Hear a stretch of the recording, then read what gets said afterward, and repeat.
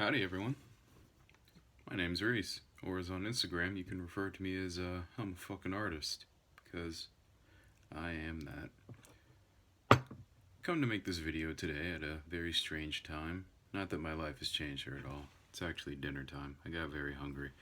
And, yeah, we'll talk to you today about some of my art processes. And it usually goes into you sit at your desk, you think about what you want to draw, and then you draw it. I'm really sorry that that's very vague, and yeah, it kind of is, but maybe I can expand upon that a little bit more now that I think about it, because there's a lot of mental stress when you sit down, look at a blank page, and realize that, man, sometimes you just can't put anything on there.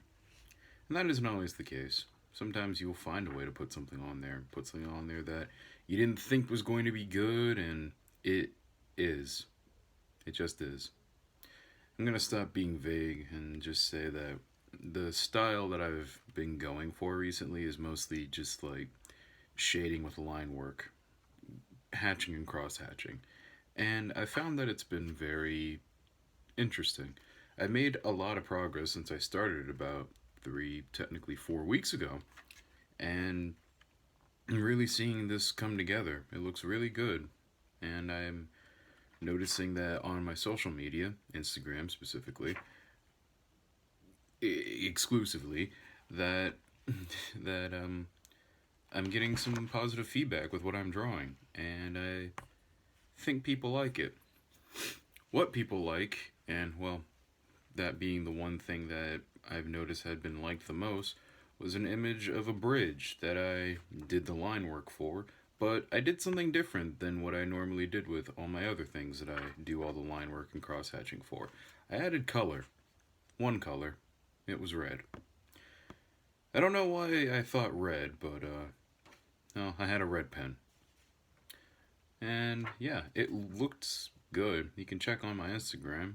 And yeah, that is one of the things that I've noticed, is that adding color is something that will have a similar effect but can be used differently.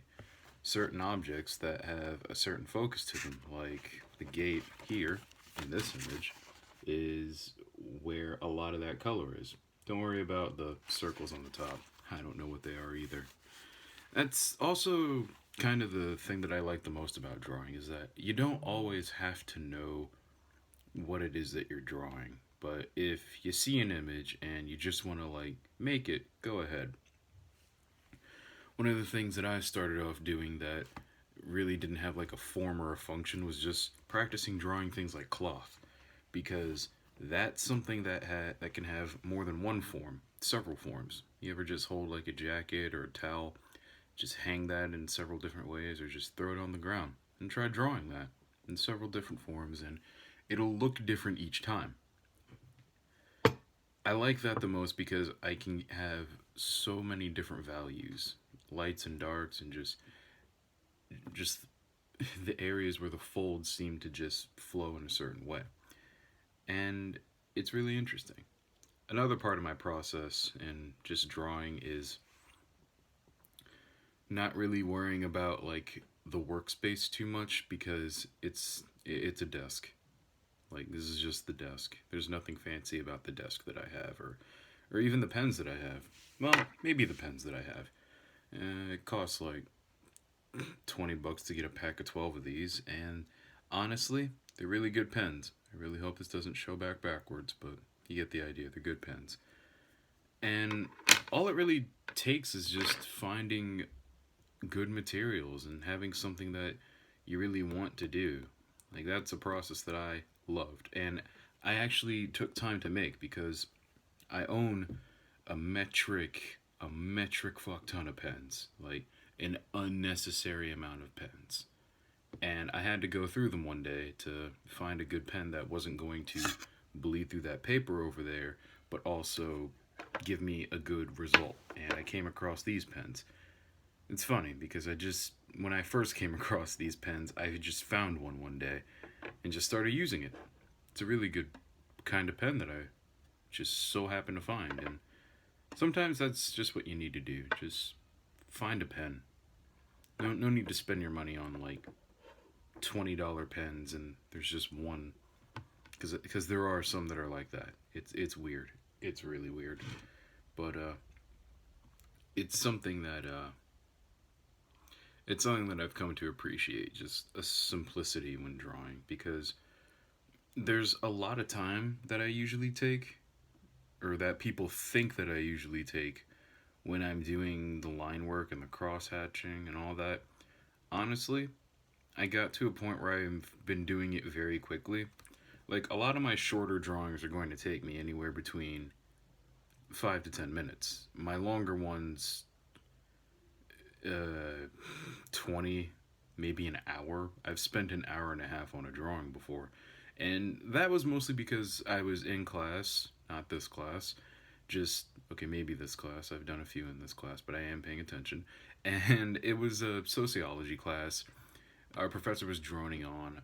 While he's doing that, I'm also taking notes, but I was extremely bored. And I thought to myself, well, why don't I just try drawing something that I don't normally do? And just really come up with something, you know? Just put something together, see how it looks. And an hour and a half later, I just have like a mess of lines and shades. And it doesn't look bad. Like, in the end, I came out with something that I think I can say I like. Like, I like the way it looked. It didn't, like, make me want to throw up when I got finished. And it's something that helped me practice with values. Of course, values with straight figures, but values nonetheless. And, yeah, I'm enjoying it. It's a process that I'm slowly trying to develop to be a lot more. One of the things that I'm definitely trying to understand is, like, foreshortening, which is making an object look closer than it is. And in some cases, I've been doing it pretty well. I think I sometimes do it without realizing it, but I want to do it where it's a little obvious. You know, like how you see in your animes and such like that. If you don't watch anime, then you're missing out. Or actually, even TV shows do it. You'd be surprised how often you see that kind of foreshortening in a lot of things. Like this right here. This would be foreshortening. Like, my hand is just like all the way up to the camera. If I were to draw this, that would probably make a lot more sense, but hey, I'll figure it out when I get there. And that's another thing. Don't feel like you need to understand everything immediately about drawing. You're not going to. You have to try, mess up, and try again. That seems redundant, but it's surprising how many people actually just don't want to try again after they mess up. Honestly, it's sad, and I've been there too. It's not even so much that people are just that they don't want to try again. They just are afraid to mess up. I was like that for a while until I found this new style of art, and I've been wanting to get better at it. So I've been doing what I can, and I'm liking what I see. So you'll see more of whatever that was. You'll see more of what I'll be doing in the future, and hopefully it's something that I can appreciate. I guess it matters if other people appreciate it, but at the end of the day, it has to be something that I like as well, because I'm the one making it after all. I want to make something and hate it. Anyway, that about wraps that up, and yeah, I might be back again soon.